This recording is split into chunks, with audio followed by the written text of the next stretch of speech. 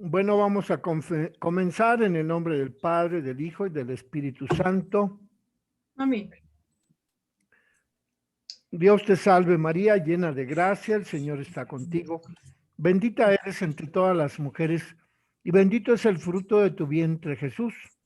Santa María, Madre de Dios, ruega por nosotros los pecadores, ahora y en la hora de nuestra muerte. Amén.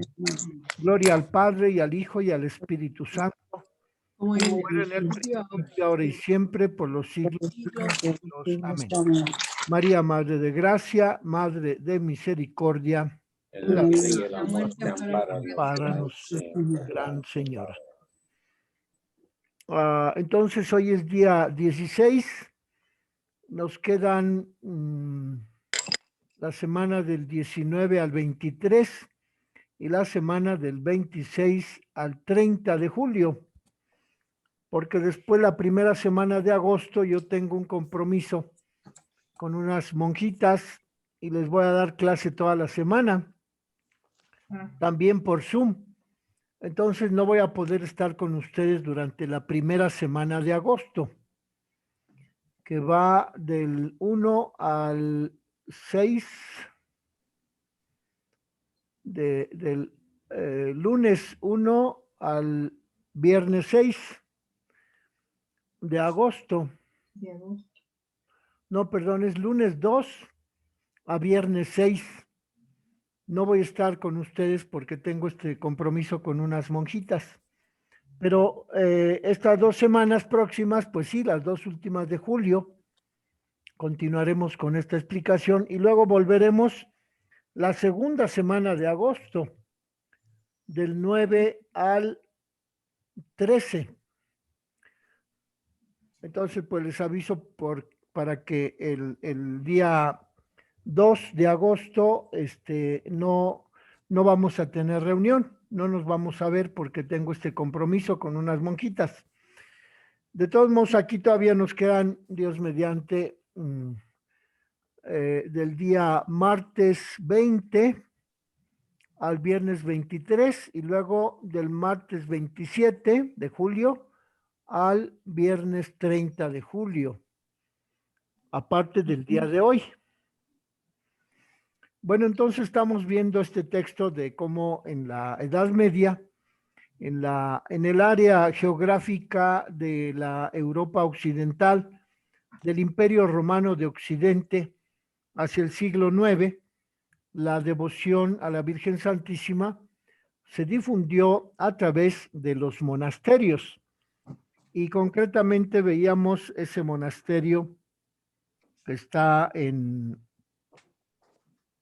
Francia, en donde el monje encargado de ese monasterio le dedicó una capilla a la Virgen María en ese lugar que se llama Santa María de la Compiègne, que es un monasterio en donde se le dedicó a la Virgen Santísima una capilla y un poema en el que se le llama la Virgen Santísima, que fue elevada a mansión realizada según la norma del 100.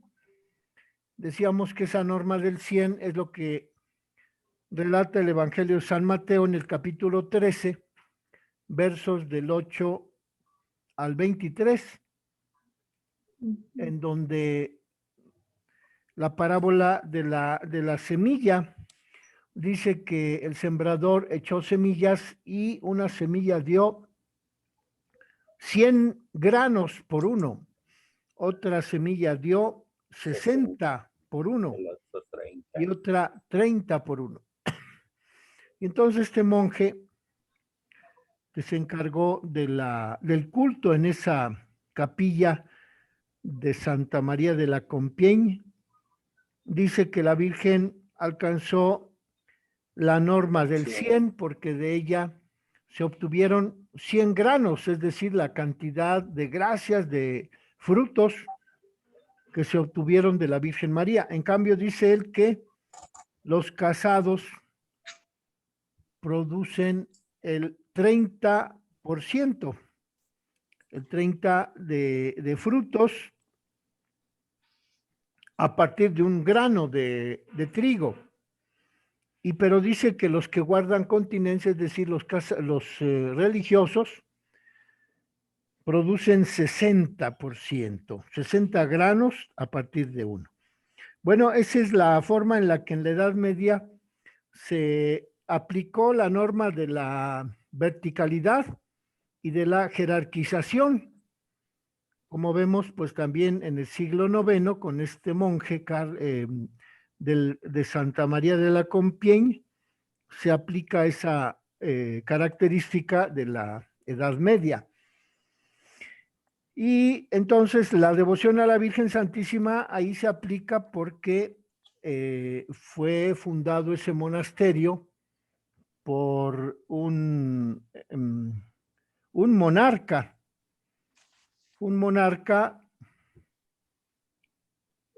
sucesor de Carlomagno, el monarca que se llamó Carlos el Calvo, sucesor de Carlomagno, mandó construir ese monasterio de Santa María de la Compiègne, y ahí ese monasterio pues fue dedicado a la Virgen Santísima, de modo que la devoción en la Edad Media se propone de esa manera, en donde los monarcas construyen monasterios y la devoción a la Virgen María se realiza en esa capilla de ese monasterio.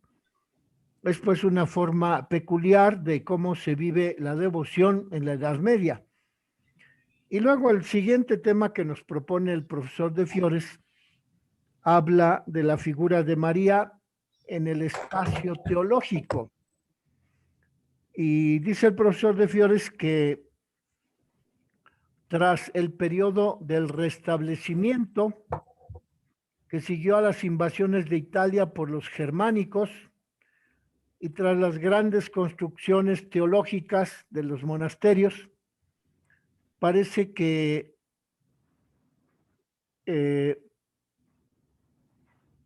parece excluirse de los monasterios y del imperio carolingio las discusiones propias de la patrística y de la escolástica. Es decir, que ya en el siglo IX, cuando se establecen los monasterios, con el emperador carolingio, con la dinastía más bien, porque fueron varios emperadores carolingios que gobernaron el Imperio Romano de Occidente a partir del siglo IX, pues parece que ya no hay discusiones teológicas que tanto habían florecido en los siglos anteriores.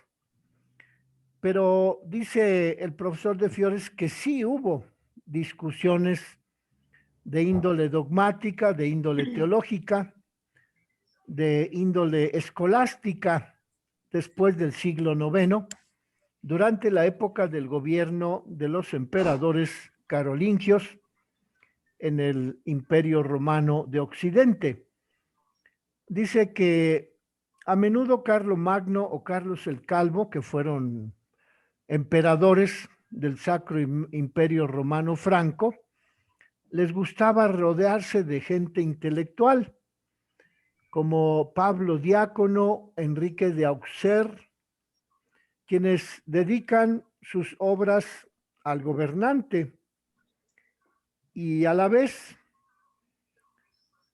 esa obra teológica mueve a los gobernantes a interesarse por las cuestiones marianas, como ocurrió en el Sínodo de Frankfurt,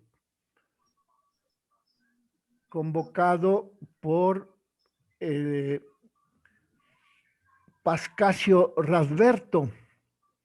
Este Pascasio Radberto es otro de los pensadores, escritores que continúan la tradición de la defensa de la Virgen Santísima, y Pascasio Radberto escribe acerca del dogma de la Asunción de la Virgen. en contra de los oponentes de la religión católica, de los dogmas de la Virgen, que en esa época se llamaban adopcionistas, de los cuales se nos propone la herejía llamada del adopcionismo. Y entonces aquí enseguida el tema que nos propone el profesor de Fiores es una breve reflexión acerca de esta herejía del adopcionismo. Y dice él que los obispos españoles, Elipando de Toledo y Félix de Urgel, del siglo VIII, mantuvieron la tesis de que Jesús no tiene la misma sustancia del Padre, sino que es un hijo adoptivo del Padre. Esa es la base de la tesis herética de los adopcionistas. Dice que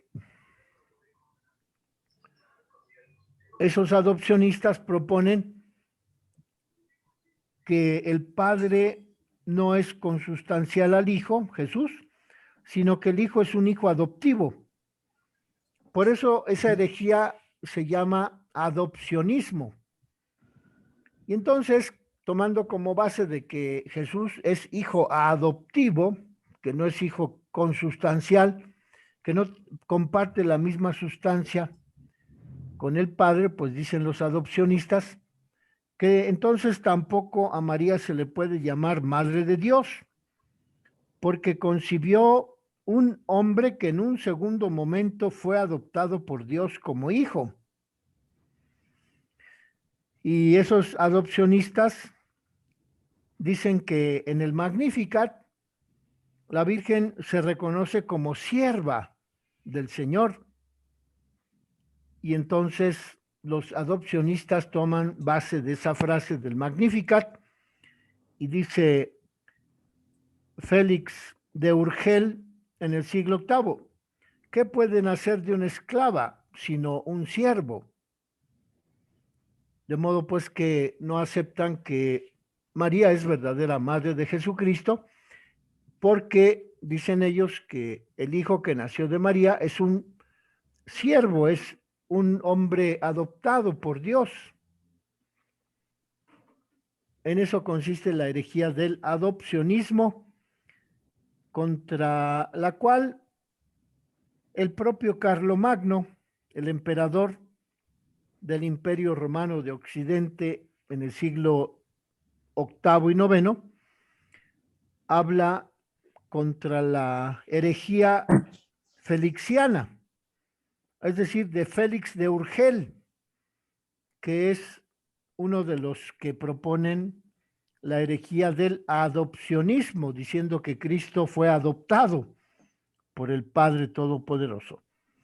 Y entonces Carlomagno escribe un escrito en donde recibe un escrito de Elipando, Carlomagno recibe un escrito de Elipando, en donde los adopcionistas se dirigen al emperador Carlomagno y a los obispos de Francia.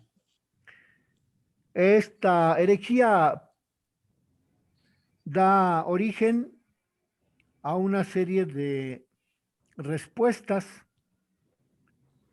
y esas cartas que recibió el emperador de parte del obispo Elipando y sus seguidores recibieron una respuesta con la convocatoria del Sínodo de Frankfurt en el año 794, en donde se rechaza la doctrina del adopcionismo. En la raíz del sínodo del concilio de Frankfurt, se encuentra el librito Sacrosílabo contra Elipando, escrito por un obispo llamado Paulino, que gobernaba en Aquileia, y allí este obispo Paulino de Aquileia contra el adopcionismo dice que esa doctrina está completamente fuera de lugar y que no se puede aceptar que María sea madre de un hijo adoptivo de Dios. La verdad de María, madre de Dios, garantiza la verdad de que Jesús es verdaderamente hijo de Dios desde el momento en que Cristo, el Hijo, fue concebido en el vientre de la Virgen Santísima. Este es el fundamento de la gloria de la Virgen, por haber concebido a su Hijo en su vientre. Ella es eficaz intercesora ante su Hijo. Y ello está avalado, esa afirmación del obispo Paulino de Aquileia, está avalada, es decir, la respalda también el emperador Carlomagno, quien en otro documento que nos propone aquí el profesor de Fiores, Carlomagno dice que la omnipotente y santa Trinidad circunda con su gracia al católico y clementísimo y siempre ínclito señor rey Carlomagno, por la intercesión de la bienaventurada y gloriosa y siempre Virgen Madre de Dios, María, mediante la cual hemos merecido recibir al autor de la vida. Con esta frase de Carlomagno, el obispo Paulino de Aquileia fortalece la defensa de la doctrina de que María es siempre virgen, que es madre de Dios, que no puede llamarse a la Virgen madre de un hijo adoptivo de Dios, como pretendían los adopcionistas en ese siglo IX después de Cristo. Y entonces Paulino, el obispo de Aquileia, reconoce a María como verdadera madre de Dios y por tanto la confirma en su condición gloriosa. Es decir, que Paulino de Aquileia dice que María vive en la gloria.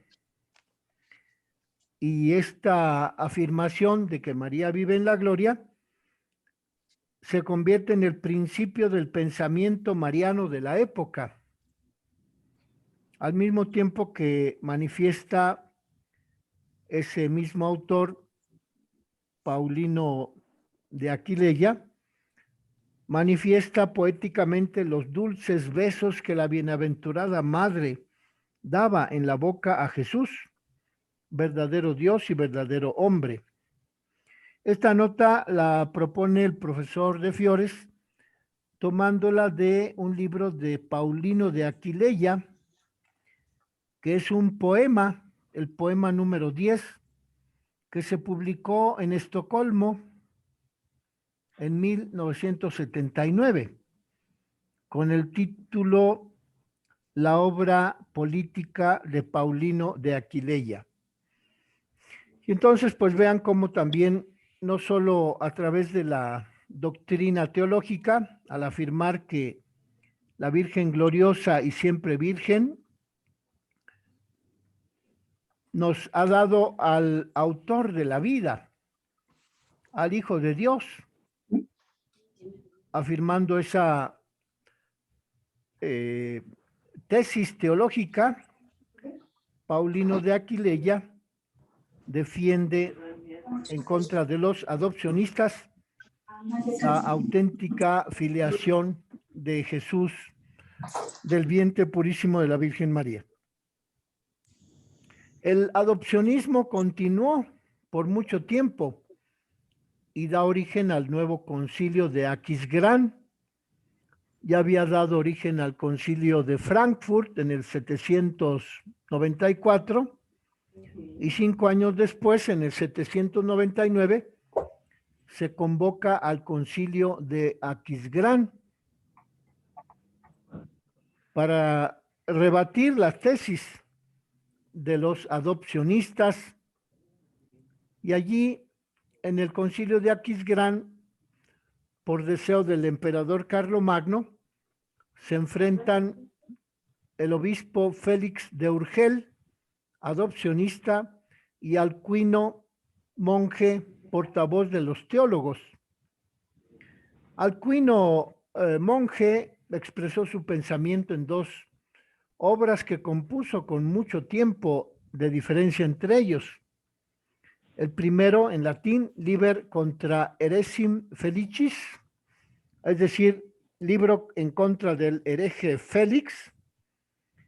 El autor, o sea, Alcuino, recurre no solo a la Biblia, sino también al Concilio de Éfeso, que se había celebrado unos 300 años antes, en donde se combatió a Nestorio, porque decía Nestorio que no se podía llamar a la Virgen Madre de Dios, que porque ella no había dado a luz a Dios, sino solamente al cuerpo. Y entonces en este año 799, en el concilio de Aquisgrán, Alcuino, el monje Alcuino, defiende la teología católica afirmando que el mismo Señor, nuestro Señor Jesucristo, nació por el Espíritu Santo de María Virgen, que es la frase que toma Alcuino del concilio de Éfeso.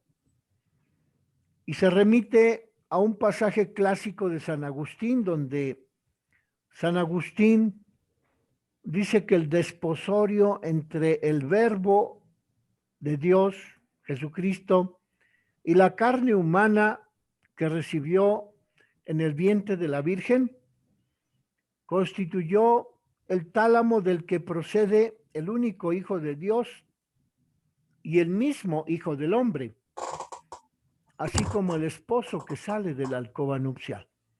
Entonces, aquí en el concilio de Aquisgrán, en el 799, Alcuino, el monje, es el defensor de la teología católica, y Alcuino se refiere a lo que se había afirmado en el concilio de Éfeso: el mismo único Señor Jesucristo nació por el Espíritu Santo de María Virgen.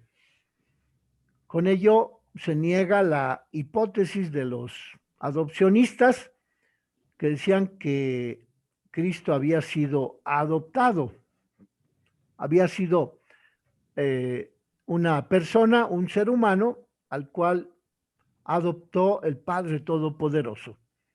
Y aquí, recurriendo al concilio de Éfeso, Alcuino afirma que el Señor Jesucristo, la segunda persona de la Santísima Trinidad, nació de María Virgen.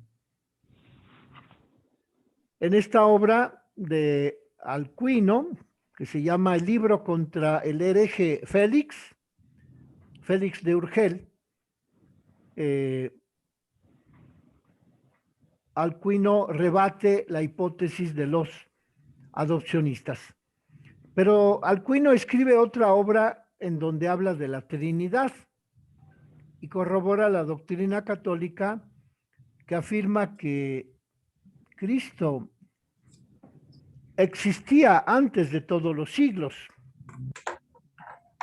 junto con el Padre, y que al ser enviado por el Padre a la tierra, se encarna en el seno de la Virgen.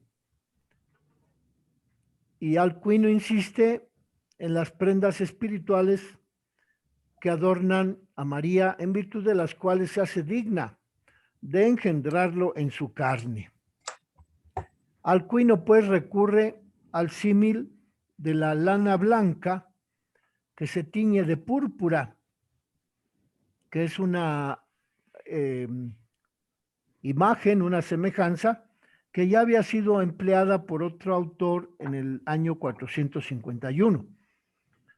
Dice pues Alcuino en esta segunda obra, para confirmar la doctrina de la preexistencia del Verbo, es decir, de que Cristo existía antes de todos los siglos, dice Alcuino: María fue lana purísima, célebre por la virginidad y sin comparación con todas las vírgenes que existen bajo el cielo, y era tal y de tanta magnitud que fue María la única digna de recibir a la divinidad del Hijo.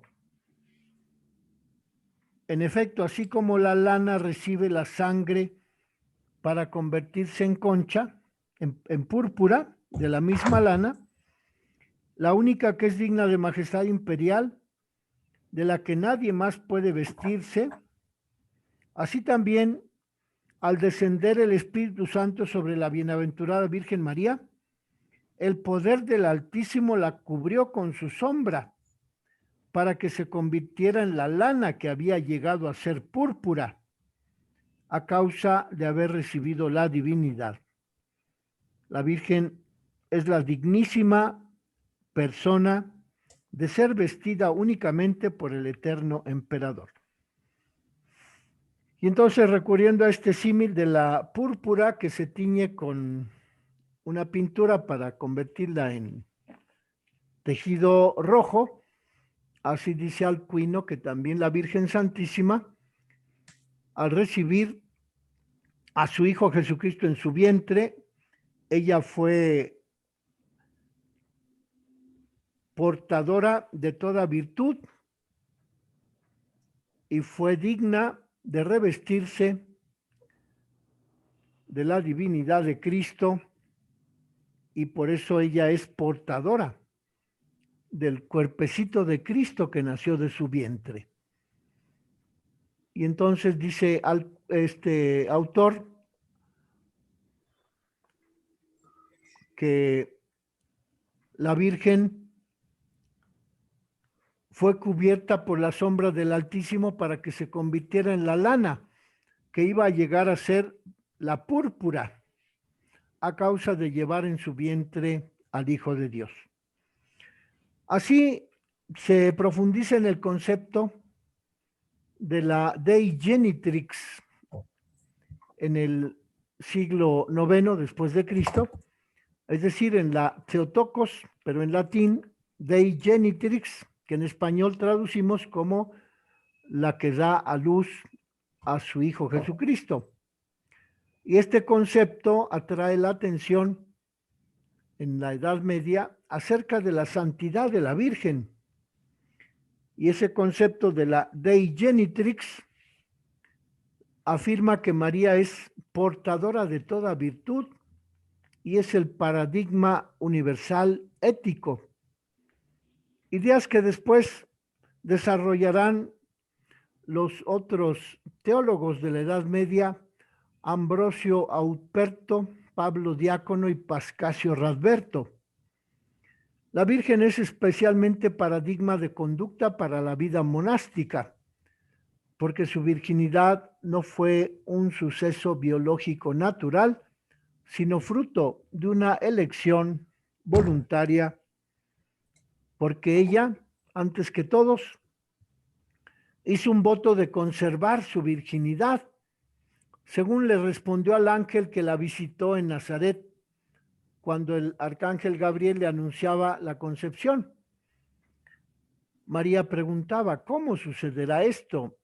Porque yo no conozco varón, es decir, traduce Alcuino, porque he decidido no conocer varón.